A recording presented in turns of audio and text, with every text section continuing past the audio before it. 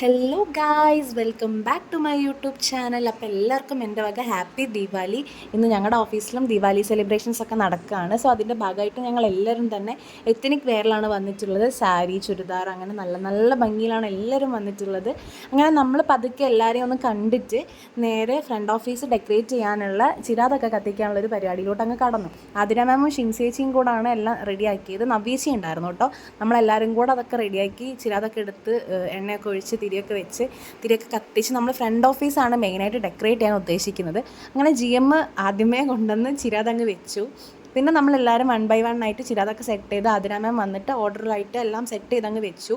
പിന്നെ ഞാനും അങ്ങ് കുറച്ച് ഫോട്ടോസും വീഡിയോസും ഒക്കെ എടുക്കാമല്ലോ എന്ന് വിചാരിച്ചിട്ട് ഞാനും ഒരു ചിരാത് വെച്ച് പോയി ഇരുന്ന് കുറച്ച് ഫോട്ടോസും വീഡിയോസും ഒക്കെ എടുത്ത് നൈസായിട്ട് എല്ലാം അങ്ങ് വേണമല്ലോ നമുക്ക്.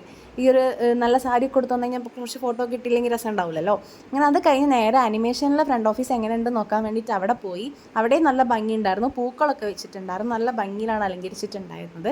അത് അവർ ചെയ്താണ് കേട്ടോ. അങ്ങനെ വൈകുന്നേരമായി, നമ്മൾ രംഗോലിയൊക്കെ ഇടാൻ വേണ്ടി പോയി.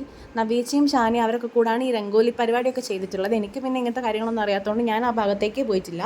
എന്താണെങ്കിലും അവർ നല്ല അടിപൊളിയായിട്ടാണ് രംഗോലിയൊക്കെ ഇട്ടിട്ടുള്ളത്.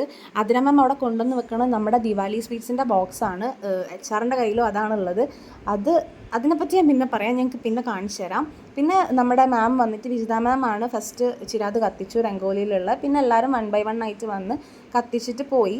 ആക്ച്വലി ആതിര മാമും നവീശയും കൂടെയാണ് ബാക്കിയുള്ളതൊക്കെ കംപ്ലീറ്റ് ചെയ്തിട്ടുണ്ടായിരുന്നത്.